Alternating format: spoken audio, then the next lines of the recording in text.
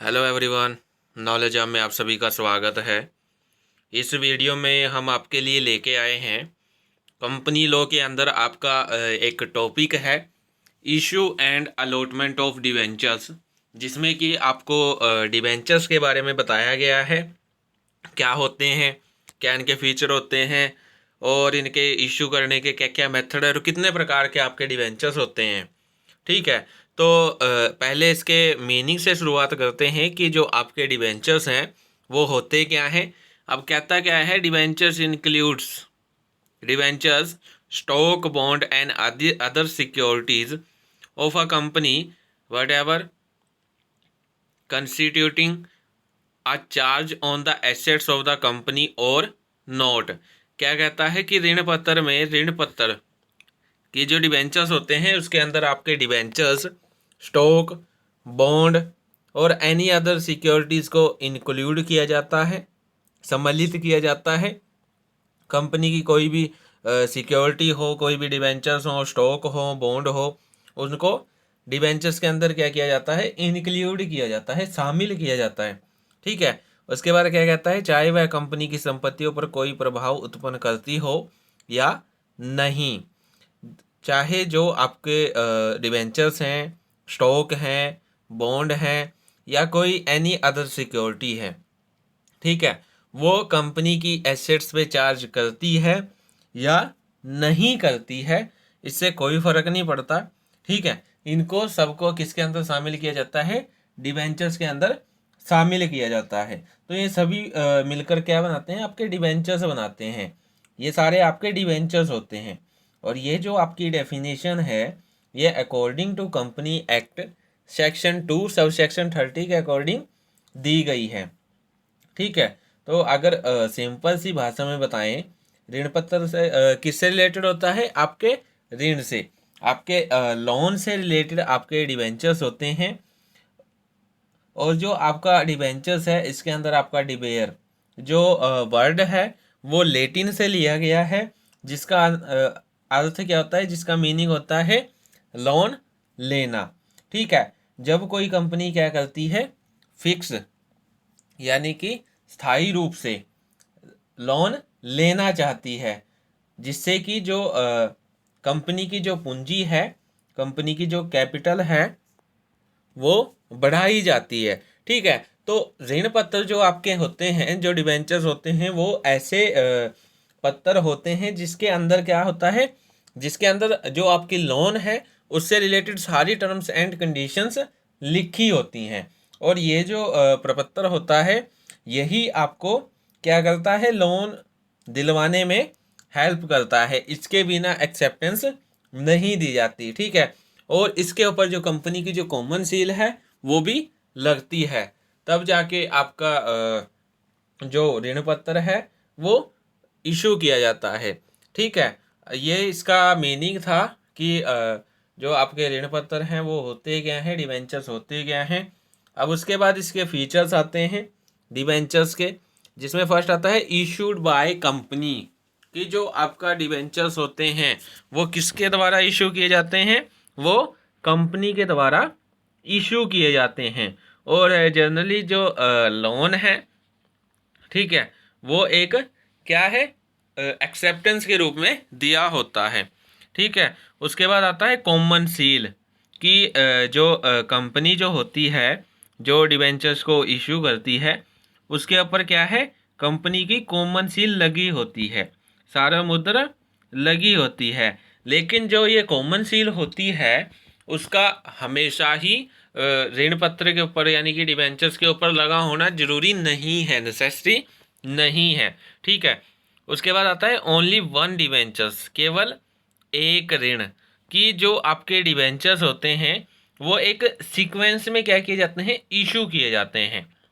ठीक है, लेकिन जो आपके डिवेंचर्स हैं उनको सभी को इशू करने की ज़रूरत नहीं होती है। तो इसमें क्या होता है कि अगर आपको ऋण लेना है, लोन लेना है, कंप्लीटली आपको लोन लेना है, तो उसके लिए आप सिर्फ एक डिवेंचर जो है इशू कर सकते हैं। ठीक है, उसके बाद आता है रेट ऑफ इंटरेस्ट, कि जो आपका डिवेंचर्स होते हैं उसके अंदर आपकी रेट ऑफ इंटरेस्ट लिखी होती है कि कितने रेट से इंटरेस्ट उनको दिया जाएगा, और उसके ऊपर डेट भी लिखी होती है, रिडम्पशन की डेट लिखी होती है कि किस टाइम पर उनको रिडीम किया जाएगा। ठीक है। उसके बाद होता है चार्ज ऑन प्रॉपर्टीज़, संपत्तियों पर प्रभार, कि ये जो डिबेंचर जो होते हैं वो क्या करते हैं, वो कंपनी की जो संपत्ति होती है, जो एसेट्स होती है, प्रॉपर्टीज़ होती हैं, उनके ऊपर चार्ज करते हैं। ठीक है, उनके ऊपर क्या होते हैं, प्रभार होते हैं, लेकिन ये हमेशा ही उन पे चार्ज नहीं करते। ठीक है। उसके बाद आता है राइट टू वोट, मतदान का अधिकार। ये आपके जो डिबेंचर्स होते हैं इनको कंपनी में वोट डालने का अधिकार नहीं होता है। ठीक है, क्योंकि ये कंपनी के क्या है, ऋणी हैं, जिन्होंने क्या है, लोन कंपनी को दिया है।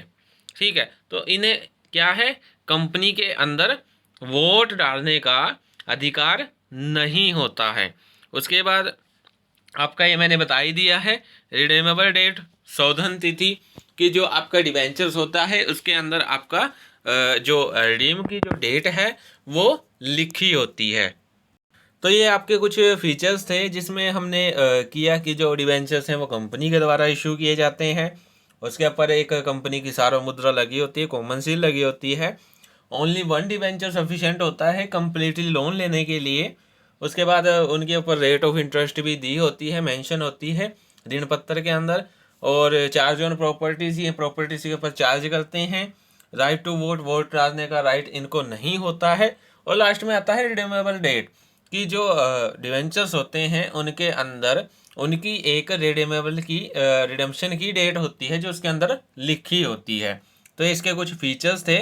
अब उसके बाद आता है काइंड ऑफ डिवेंचर्स, कि आपके जो डिवेंचर्स हैं, जो ऋण पत्र हैं, वो कितने प्रकार के होते हैं।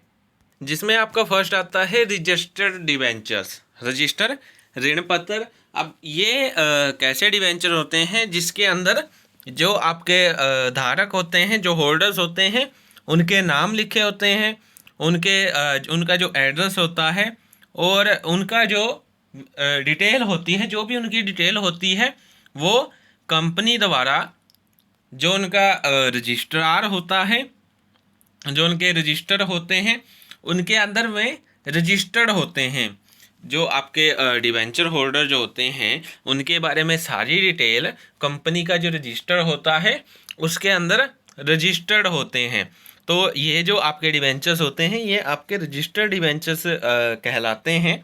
इनको रजिस्टर्ड डिवेंचर्स कहा जाता है, जिसके अंदर क्या है, जिसकी सारी इन्फॉर्मेशन कंपनी के रजिस्टर में क्या होती है, रजिस्टर्ड होती है। ठीक है। और इसके अंदर जो ब्याज जो दिया जाता है, इंटरेस्ट जो दिया जाता है, वो केवल उसी होल्डर को दिया जाता है जिसका नाम कंपनी के रजिस्टर में दर्ज है। ठीक है, रिकॉर्ड किया गया है।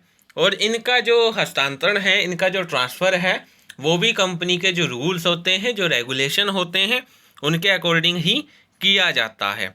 ठीक है। और ये लास्ट में क्या कहता है कि जो आपका रजिस्टर्ड डिवेंचर होता है वो आपका नेगोशिएबल इंस्ट्रूमेंट नहीं होता है। ठीक है। तो ये आपका रजिस्टर्ड डिवेंचर था। उसके बाद आता है बियरर डिवेंचर्स, यानी कि वाहक ऋण पत्र। अब ये ऐसे डिवेंचर्स होते हैं जिसके जो होल्डर्स होते हैं उनका नाम ना तो कंपनी के रजिस्टर में लिखा होता है और ना ही ट्रांसफ़र के समय at the time of the transfer company की जो अनुमति है, जो परमिशन है, प्री परमिशन जो है, वो भी इसके अंदर लेने की आवश्यकता नहीं पड़ती है। ठीक है। इसके अंदर जिसके पास डिवेंचर होते हैं उसी को ही क्या है, उनका स्वामी मान लिया जाता है, ओनर मान लिया जाता है। और इसके अंदर जो इंटरेस्ट दिया जाता है वो भी आपके वाहक को दिया जाता है, जो बियरर होता है उसको ही दिया जाता है। ठीक है। और इसके जो ट्रांसफ़र है उसमें ना तो कोई किसी भी प्रकार की जो लीगल मेथड है वो अपनाया जाता है और ना ही किसी तरह की स्टैंप ड्यूटी इसके अंदर देनी पड़ती है। ठीक है। तो ये आपके वाहक ऋण पत्र था, बियरर डिवेंचर थे। उसके बाद आता है सिक्योर्ड और मोर्टेज डिवेंचर, सुरक्षित अथवा बंधक सहित ऋण पत्र।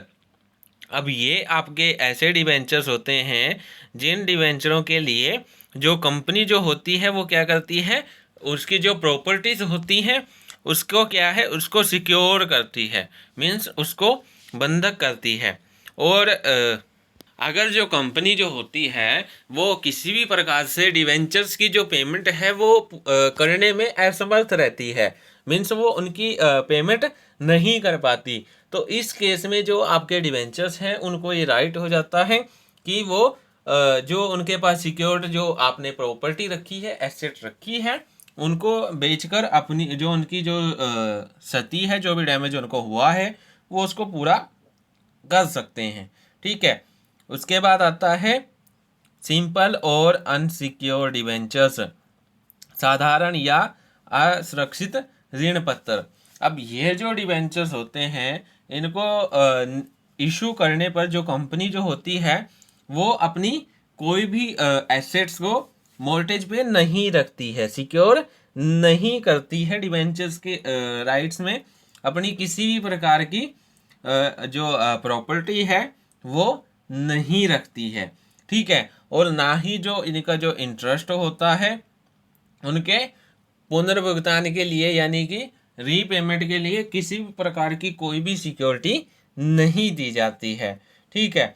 ये जो कंपनी का जब डिसोल्यूशन होता है तो इनकी जो एंट्री है, जो इनकी प्रविष्टि की जाती है वो एक लेनदार के रूप में की जाती है, क्रेडिटर के रूप में इनकी जो एंट्री है वो कर दी जाती है। ठीक है। उसके बाद आपका आता है रिडीमेबल डिवेंचर्स यानी कि शोध्य ऋण पत्र। अब ये आपके ऐसे डिवेंचर्स होते हैं जिनकी जो पेमेंट है एक फिक्स्ड डेट के बाद कर दी जाती है, यानी कि इनके जो पेमेंट की जो डेट होती है वो फिक्स होती है, वो डेट आ जाने के बाद इनकी जो पेमेंट है वो कर दी जाती है। उसके बाद आता है इरिडीमेबल। इरिडीमेबल ऐसे डिवेंचर्स हैं जिनकी जो अमाउंट है, जो राशि है, वो कंपनी के समापन पर ही दी जाती है। ठीक है। कंपनी के पूरे जीवन काल में यानी कि जब तक कंपनी चलती है तब तक उनका भुगतान नहीं किया जाता। जब कंपनी का डिसोल्यूशन हो जाता है, कंपनी को वाइंड अप करने का जब टाइम आ जाता है तो उस टाइम इनको क्या किया जाता है, पेमेंट की जाती है, उस टाइम इनको भुगतान किया जाता है। अब उसके बाद आता है परिवर्तनशील डिवेंचर्स, कन्वर्टेबल डिवेंचर्स। अब ये आपके ऐसे डिवेंचर्स होते हैं जिसके अंदर जो होल्डर्स होते हैं उनको ये ऑप्शन दिया जाता है कि वो एक निश्चित टाइम पीरियड यानी कि एक फिक्स टाइम पीरियड के अंदर या एक फिक्स टाइम पीरियड के बाद जो उनके जो डिवेंचर्स हैं वो उनको या तो शेयर्स में या फिर स्टॉक में क्या करवा सकते हैं, कन्वर्ट करवा सकते हैं।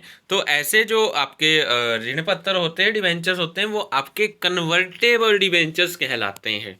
तो ये आपके कुछ टाइप्स है डिवेंचर्स के, जिसके अंदर हमने आपके रजिस्टर्ड डिवेंचर्स के बारे में पढ़ा, जिसका कि आपको पता है कंपनी के रजिस्टर में नाम होता है, वो आपके रजिस्टर्ड आपके डिवेंचर्स होते हैं। बियरर डिवेंचर्स जिनका ना तो कंपनी के रजिस्टरर में कोई नाम होता है और ना ही ट्रांसफ़र के टाइम इसको प्री परमिशन कंपनी की लेनी पड़ती है। ठीक है।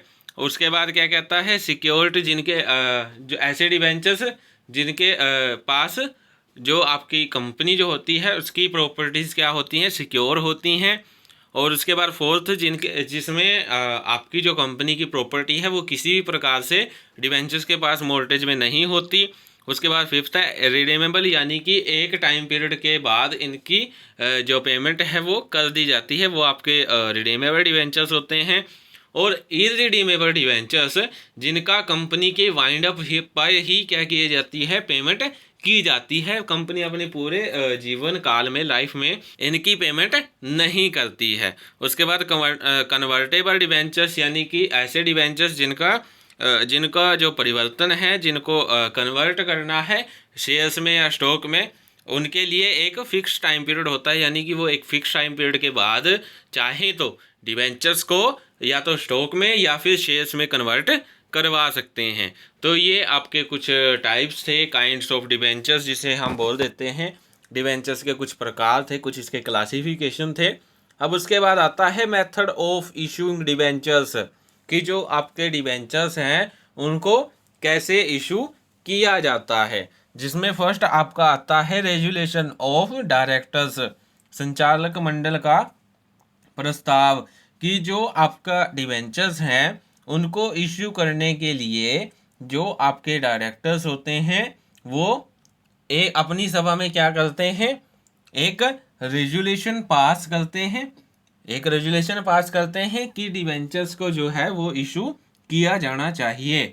उसके बाद क्या कहता है, ऑर्डिनरी रेजुलेशन इन जर्नल मीटिंग, यानी कि कंपनी की जो सामान्य जो मीटिंग होती है उसके अंदर भी जो आपकी पब्लिक कंपनी होती है उसके जो मेंबर्स होते हैं उनके द्वारा जो डिबेंचर्स हैं उनको इशू करने के लिए उनकी फ्री कंसेंट ली जाती है, उनकी सहमति प्राप्त की जाती है कि जो आपके डिबेंचर्स हैं उनको इशू किया जाना चाहिए। उसके बाद आता है अपॉइंटमेंट ऑफ कमेटी, यानी कि समिति की नियुक्ति। अब इसमें क्या होता है कि जो आपके डिबेंचर्स होते हैं उनको इशू करने के लिए या उनकी व्यवस्था करने के लिए कई बार जो आपके बोर्ड ऑफ जो डायरेक्टर्स होते हैं उनके पास टाइम नहीं होता है, वो किसी दूसरे काम में जो बिजी होते हैं या उनके पास वर्कलोड ज़्यादा होता है, जिस कारण से वो आपके क्या है डिबेंचर्स को इशू नहीं कर पाते, उनकी अच्छे से व्यवस्था नहीं कर पाते। तो इस केस में क्या करते हैं, इस केस में वो करते हैं कि जो आपके बोर्ड ऑफ डायरेक्टर्स जो होते हैं वो क्या करते हैं, एक मीटिंग में रेजुलेशन को पास करके एक कमेटी को क्या करते हैं अपॉइंट कर लेते हैं, उसकी नियुक्ति कर लेते हैं। और ये जो कमेटी होती है वो क्या करती है, वो डिबेंचर को इशू करने से लेकर उसकी व्यवस्था करने तक, मीन्स उसके जो सारे काम है डिबेंचर से रिलेटेड वो सारे काम कौन करती है, आपकी कमेटी देखती है। ठीक है। अब उसके बाद आता है ऑफर टू पब्लिक, जनता को प्रस्ताव, यानी कि जो प्रोस्पेक्टस जो होते हैं उसमें ऋण पत्रों के निर्गमन से जो आपके ऋण पत्र जो होते हैं, जो डिबेंचर्स जो होते हैं उनसे रिलेटेड होते हैं, जो आपके प्रोस्पेक्टस होते हैं वो जो आपके डिबेंचर्स होते हैं उनसे रिलेटेड होते हैं। उसमें क्या है, जो आपके डिबेंचर्स होते हैं, ठीक है, उनका भी उनके बारे में भी डिटेल दिए जानी चाहिए।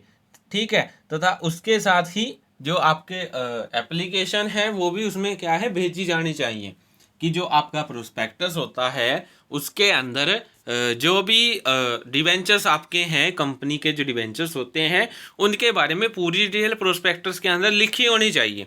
ठीक है। और जैसे हम शेयर्स के लिए पब्लिक को ऑफर करते हैं, सेम वैसे ही डिबेंचर्स के लिए भी जो पब्लिक जो है उनको ऑफर देना चाहिए, जनता को प्रस्ताव देना चाहिए। उसके बाद आता है फीलिंग ऑफ प्रोस्पेक्टस, प्रविवरण भरना। अब इसमें क्या होता है, अब ये पॉइंट क्या कहता है कि यदि अगर कोई कंपनी क्या करती है, डिवेंचर से रिलेटेड प्रोस्पेक्टस को क्या करती है, इश्यू करती है, तो उस प्रोस्पेक्टस की जो एक कॉपी है वो उसी दिन, जिस दिन जो आपका प्रोस्पेक्टस है वो इशू किया जाना है, उसी दिन एक कॉपी आपको रजिस्ट्रार के पास जमा करवानी पड़ेगी। ठीक है। उसके बाद क्या कहता है, अलॉटमेंट ऑफ डिवेंचर्स। ऊपर क्या पढ़ा हमने, फीलिंग ऑफ प्रोस्पेक्टस, यानी कि फीलिंग ऑफ प्रोस्पेक्टस में क्या है कि आपने क्या है जो प्रोस्पेक्टस है वो इशू कर दिए हैं, आपने जनता को इनविटेशन भेज दिया है और जनता की तरफ से आपसे एप्लीकेशन आ चुकी हैं।